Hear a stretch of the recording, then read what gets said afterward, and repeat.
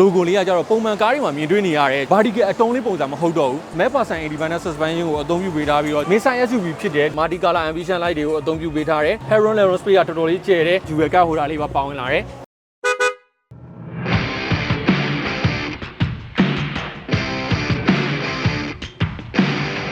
လောအားလုံးပဲမင်္ဂလာပါ Auto Blog နေရာမှာကြိုဆိုပါရစေ EV ကားမဟုတ်ဘဲနဲ့ Taxi ကားထဲမှာ Family Mixer SUV ကားတစ်စီးကိုလိုချင်နေဆိုရင်ကျွန်တော်ရဲ့အတူတူဒီဗီဒီယိုလေးကိုပြီးဆုံးအောင်တည်ရှိဖို့မျှော်လင့်ပါတယ်ကျွန်တော်အခုဆိုရင် Junction City Promotion Area မှာရောက်ရှိနေတာဖြစ်ပြီးတော့မကြခင်မှာ Best John မြန်မာမော်တာကနေပြီးတော့အသစ်မိတ်ဆက်ပေးတော့မယ် Family Mixer SUV ကားတစ်စီးကိုလာရောက်ပြီးတော့လေ့လာရဖြစ်တယ်အဲ့တော့စိတ်လှုပ်ရှားမှုနဲ့အတူကျွန်တော်ရဲ့အတူတူ event လေးကိုတစ်ချက်လောက်လိုက်ပြီးတော့လေ့လာကြည့်လိုက်အောင်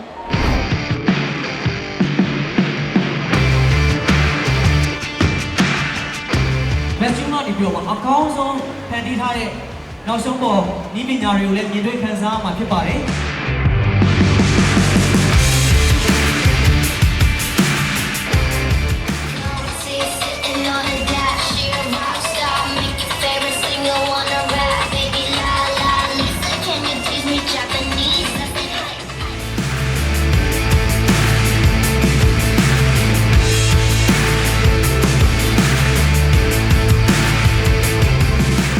โอเคပါကျွန်တော်ဒီနေ့ညီမအာသစ်မန်မော်တာကနေပြီးတော့ဗောနော်ကျွန်တော်ဒီ Best John မြန်မာမော်တာကနေ T90 ကိုစတင်ပြီးတော့မိတ်ဆက်ပေးတာဖြစ်ပါတယ်ခင်ဗျဟုတ်ကဲ့ဟုတ်အခု T90 မှာဆိုရင်ကျွန်တော်အရင်စီးရင်လည်းမတူဘဲနဲ့သူမှနည်းနည်း highlight ပြပြီးတော့ဟုတ်ကဲ့အားသာချက်ကလေးဆိုရင်ကျွန်တော်ဒီ T90 ကဆိုရင်တော့ဒီ crossover SUV site ဖြစ်သွားမယ်ပေါ့နော်နောက်ပြီးတော့ကျွန်တော်ဒီမိသားစုဒီခီးသွားတာပဲဖြစ်ဖြစ်ပေါ့နော်နောက်ပြီးလို့ရှိရင်ကျွန်တော် daily use အတွက်အသုံးပြုရဖြစ်ဖြစ်အသုံးပြုနိုင်မဲ့ကားစီကိုကျွန်တော်မိတ်ဆက်ပေးရဖြစ်ပါတယ်ခင်ဗျဟုတ်ကဲ့ဟုတ်အဲဆိုအခုကားရဲ့သူဈေးနှုန်းကရောဘယ်လောက်ကားရဲ့ဈေးနှုန်းကတော့ကျွန်တော်ဒီပေါ့နော် T90 ကိုညီမမွေကျပ်1495သိန်းနဲ့ရရှိပြီးတော့ဝယ်ယူနိုင်မှာဖြစ်ပါတယ်ခင်ဗျကား stock ကတော့ကျွန်တော်ဒီနေ့ Junction City မှာပေါ့နော်ဒီပွဲ3ရက်အပြင်ကျွန်တော်ဒီရန်ကုန် Family Showroom တွေမှာလည်းလာပြီးတော့ဝယ်ယူနိုင်ပါတယ်ခင်ဗျဟုတ်ကဲ့ဟုတ်ကြာအခု after sales service ဘိုင်းအနေနဲ့ရောဟုတ်ဘယ်လိုမျိုးတောင်းရင်မှုတွေဟုတ်ကဲ့ပါကျွန်တော်ဒီ T90 ကိုကျွန်တော် after sales service အနေနဲ့က running ဘိုင်းကိုကျွန်တော်ရင်ပြောလက်ပေးလိုက်မယ်နော် running ဘိုင်းကတော့9နှစ်ကီလို3သိန်းခွဲကိုကျွန်တော် engine gear ပေါက်တော့ကို running ပေးထားပြီးတော့ကျွန်တော် after sales အနေနဲ့ကတော့ဗောနော်ဒီ T90 နဲ့ပတ်သက်တဲ့ spare part တွေကိုဒီရန်ကုန် Monthly Showroom တွေမှာဒီ customer ရဲ့အဆင်ပြေတော့လာရောက်ဝယ်ယူနိုင်ပါတယ်ခင်ဗျဟုတ်ကဲ့ပါဟုတ်အဲဆိုပွဲကြောင်းလေးလည်းတော်တော်လေးသိပါပြီဟုတ်ကဲ့ပါဒီနှုန်းလေးလည်းသိရပြီဆိုတော့ဒီကြပြကျေးဇူးတင်ပါတယ်ကျေးဇူးတင်ပါတယ်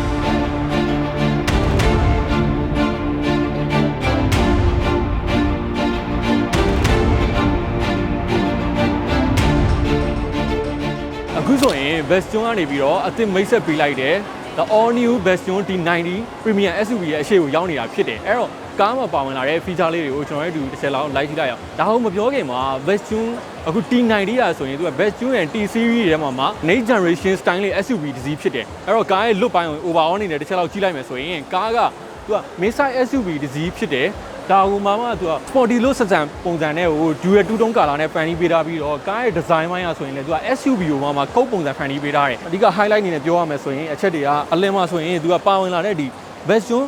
logo လေးကကြတော့ပုံမှန်ကားတွေမှာမြင်တွေ့နေရတယ်ကျွန်တော်တို့ဒီ vertical အတုံးလေးပုံစံမဟုတ်တော့ဘူး 3D ပုံစံနဲ့ဟိုမှာအလင်းမှာ horizontal design လေးပုံစံဖြစ်သွားမယ်နောက်တစ်ခုကဒီမှာမြင်တွေ့နေရတယ်ကျွန်တော်တို့ daytime running light ကဆိုရင် horizontal တစ်ဆက်တည်း property ပဲလောက်ထားတဲ့ design လေးက signature ဖြစ်တယ်အလင်းမှာဆိုရင်လည်းသူက metric LED headlight ကိုအသုံးပြုပေးထားပြီးတော့ follow me home function လည်းပါဝင်လာတာတွေ့မယ်။နောက်ဒီအရှိတွေမဟုတ်ဘူးအနောက်မှာဆိုရင်လည်းအသုံးပြုထားတဲ့ tail light ကဆိုရင်လည်း LED tail light ကိုအသုံးပြုပေးထားပြီးတော့ Best John logo လေးကိုပါအစား LED နဲ့လုပ်ပေးထားတာကလုံးဝ signature ဖြစ်တယ်အဝေးကကြီးလိုက်တာနဲ့ T90 မှသိတာနေတဲ့အချက်ကလေးဖြစ်တယ်။အဲ့တော့အရှိပိုင်းကိုပြန်ကြည့်လိုက်မယ်ဆိုရင်သူရဲ့ဒီမှာမြင်တွေ့နေရတဲ့ဒီမှာ digital grey design ဆိုပြီးတော့လုံးဝအဝေးကကြီးလိုက်တာနဲ့ T90 မှသိတာနေတဲ့ဖန်တီးပေးထားတာလေးကအရန် signature ဖြစ်တယ်အလင်းမှာဆိုရင်တော့ကင်မရာကဒီကင်မရာဘိုင်းမှာပြောရမယ်ဆိုရင်သူကပုံမှန်ကားရဲ့လို့360မဟုတ်တော့ဘဲနဲ့940 view ထိအသုံးပြုပေးထားတာကလည်းသူ့ရဲ့အားသာချက်တစ်ခုရှိမယ်အောက်မှာဆိုရင်တော့ဒီမှာ LED fog light ကပါဝင်လာပြီးတော့ဘေးပိုင်းမှာကြည့်မယ်ဆိုရင်ခုန mid-size SUV ကိုမှာ compact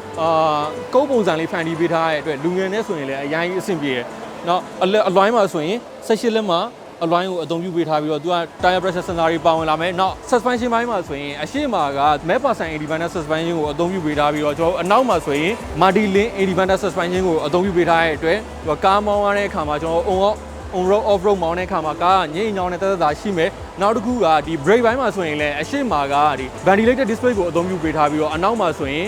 Video display သုံးပြုပေးထားတဲ့အတွက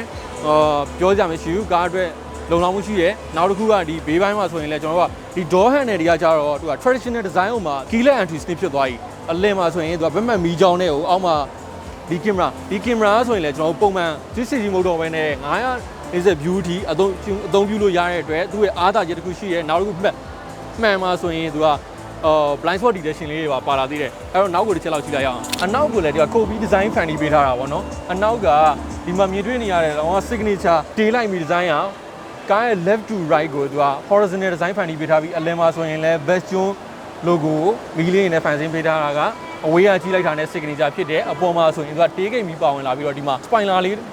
fan ပေးထားတာလေးက Nissan SUV ဖြစ်တယ်ဒါမှပို့ပြီးတော့ကျွန်တော်တို့ sporty design လေးလည်းမြင်ရတယ်ပေါ့ဗျာနောက်တစ်ခုအောက်မှာဆိုရင်တော့အိတ်စောပေါက်ပုံနဲ့လေးဖန်တီးပေးထားပြီးတော့ဆိုနာအနေနဲ့အနောက်မှာနှလုံးအသုံးပြုပေးထားအောင်တွေ့တယ်အဲ့တော့ကျွန်တော်ကားရဲ့အထဲကာကိုတစ်ချက်ကိုဖွင့်ကြည့်လိုက်အောင်ဒါပေမဲ့ကာကိုမဖွင့်ခင်မှာသူ့မှာထူးခြားတာတစ်ခုရှိတယ်အဲ့ဒါဘာလဲဆိုတော့ကျွန်တော်ပုံမှန်အတိုင်းပဲခလုံးနဲ့ဖွင့်ပြီးတော့လည်းဖွင့်လို့ရမယ်နောက်တစ်ခုကကီးနဲ့လည်းဖွင့်လို့ရတဲ့အပြင်ကိုသူ့မှာထူးခြားချက်ကလေးတစ်ခုပါလာတာကြတော့ကျွန်တော် driver seat ရဲ့ဘယ်ချမ်းမှာ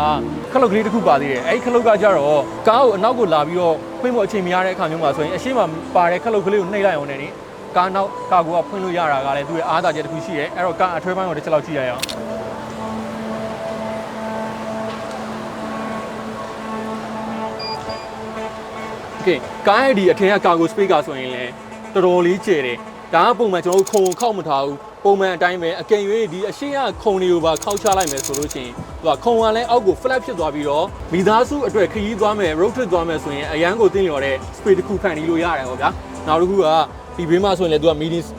space လေးတွေအသုံးပြုပေးထားမယ်ဒီဘက်မှာဆိုရင်လည်း cargo light ပါပြီးတော့ဒီအောက်မှာဆိုရင်လည်းသူကဟို travel power outlet လေးပါဖန်တီးပေးထားသေးတယ်ဒါအပြင်ဒီအောက်မှာကားနဲ့ပတ်သက်တဲ့ accessory တွေပါဝင်လာပြီးတော့ spare wheel ပါအောက်မှာပါဝင်လာတယ် spare wheel ကကြတော့ကျွန်တော်တစ်ဆိုင်ရောပေါ့နော်အလွိုင်းက16လက်မဆိုရင်ကျွန်တော် spare wheel ကကြတော့19လက်မအလွိုင်းကိုထည့်ပြီးတော့အသုံးပြုပေးထားတာတွေ့ရတယ်အဲ့တော့အပြင်ပိုင်းလည်းတော်တော်လေးလေးလာကြည့်ပြီးသွားပြီဆိုတော့အထဲမှာ highlight ဖြစ်မဲ့အချက်ကလေးတွေစိတ်ဝင်စားမဲ့အချက်ကလေးကိုကျွန်တော်လည်းဒီလိုတစ်ချက်လောက်လိုက်ကြည့်လိုက်အောင်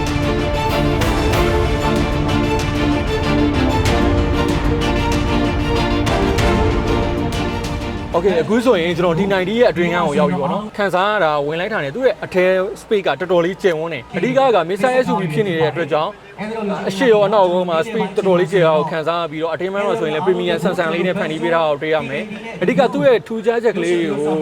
highlight လုပ်ပြီးတစ်ချက်ချင်းပြောပြရမယ်ဆိုရင်ဒီအရှိမ head-up display ပါဝင်လာတာကိုတွေ့ရမယ်နောက်တစ်ခုဒီမှာဆိုရင်လည်းသူကရှစ်လက်မ digital cluster ပါဝင်လာပြီးတော့ infotainment screen ကဆိုရင်လည်းပုံမှန်ကားရည်နဲ့မတူဘဲနဲ့ horizontal design မဟုတ်ဘဲနဲ့ vertical ပုံစံအောင်မှာ black gloss color နဲ့ကိုအလဲကိုစုံနဲ့တစ်ဆက်တည်းဖန်တီးပေးထားပေးတာလေးကသူ့ရဲ့ unique ဖြစ်နေတဲ့ design တစ်ခုဖြစ်တယ်နောက်တစ်ခုကကျတော့သူ့ရဲ့ဒီ digital cluster ရော infotainment screen ရောသူက things နှစ်မျိုးချိန်လို့ရတယ်ဒီမှာဆိုရင်လည်း infotainment screen ထဲမှာဆိုရင်ပဲ aircon adjustment လုပ်ထားအောင်ကျွန်တော်တို့ဒီ safety function တွေနဲ့ပတ်သက်တာတွေရောအကုန်လုံးအဖွင့်ပိတ်လုပ်လို့ရတယ်အချိန်ရှိမှဆိုလို့ကျွန်တော်ပြောပြတော့ဘောနော် safety function တွေတော်တော်များပါဝင်လာပြီးတော့ parking brake ကဆိုရင်လည်း electric ဖြစ်သွားတဲ့အတွက်ကြောင့်ဒီဘက်ဘယ်ချမ်းမှာပဲ electric ခလုတ်ကလေးအနေနဲ့တက်ဆင်ပေးထားတယ်နောက်ထပ်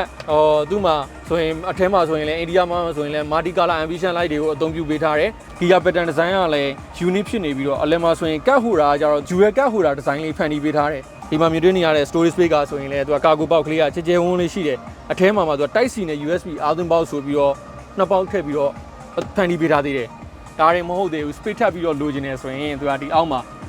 hidden storage space ကလေးဖန်တီးပေးထားတယ်ဒါလည်းအားသာချက်ရှိတယ်နောက်တစ်ထပ်ပြီးတော့ပြောရမယ်ဆိုရင် driver seat ရော passenger seat ရောမှာ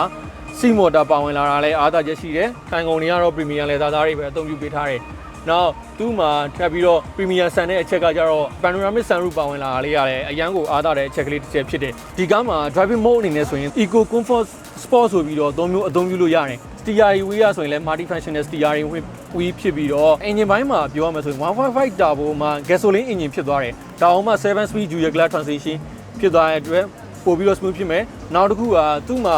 ဆိုရင် fuel saving